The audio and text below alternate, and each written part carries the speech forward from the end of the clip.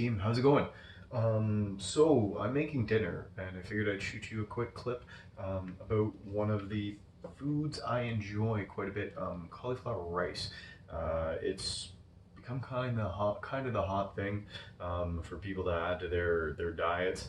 That's a great replacement because it's full of sort of replacement for regular rice and other grains because it's lots of nutrients, lots of minerals. It's a vegetable rather than eating a simple carbohydrate, something that is really going to sustain you, fill you up, and feel good.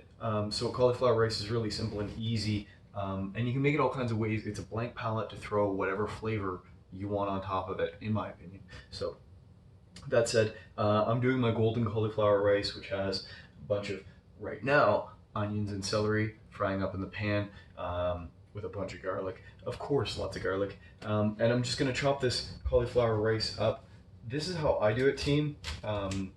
Do what works for you, but I just go ahead and I trim off my prescribed number of florets. Whatever I feel I need, I'll set that aside.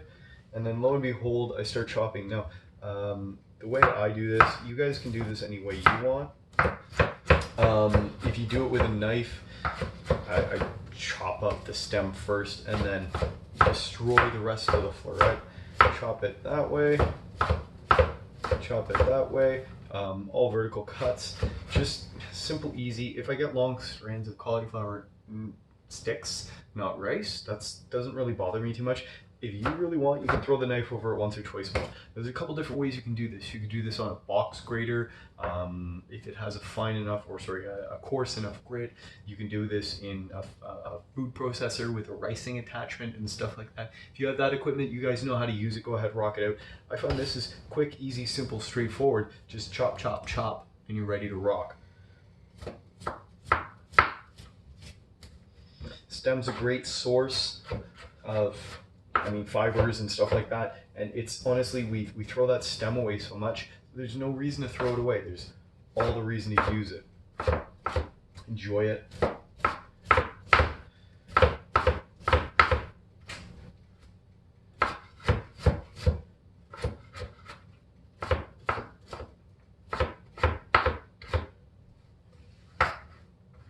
There we go, and I'm gonna, as I'm almost done that, crank the heat.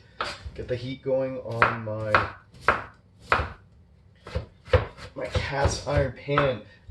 So the golden rice, it is essentially a fried rice. It's golden not because I'm frying it to the point that it's golden. In my case, it's golden because I add a heck of a lot of turmeric. Turmeric is great because it has curcumin, a lot of it, which has anti-inflammatory properties. I like the flavor. I like the beautiful golden color it adds. You don't get a lot of that kind of flavor in, honestly, food that you know in Western restaurants, unless you seek out the turmeric. You don't find it in a lot of Western food. It's all in Middle Eastern food and stuff like this. So this is kind of a Middle Eastern variant.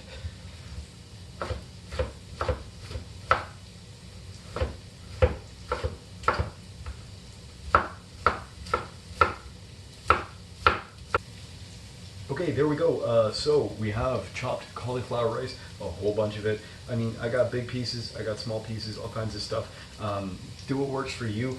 Once the heat's cranked, go ahead, move on over, make my well, a spot in the middle, and make sure that there is definitely enough oil in the pan, and then you can scrape that cauliflower rice in and let that crank.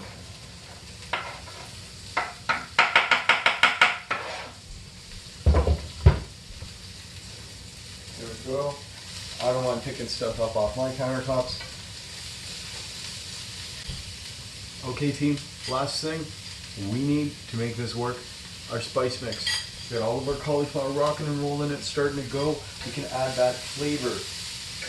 So my spice mix is a combination of coriander, cumin, a bunch of garlic, salt, obviously the turmeric that makes the golden color happen. And then of course, there's cinnamon, geez, what else did I miss? A little bit of curry powder, a few other things to bump it up. It's a great little mix just to pop, add that spice flavor. Because, like I say, it's a blank palette. You can add a whole bunch of flavor to the cauliflower.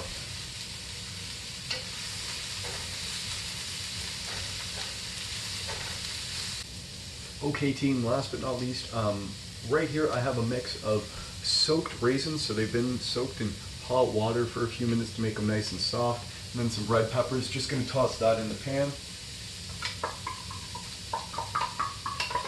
The raisins and the red peppers are going to add a bit of sweetness.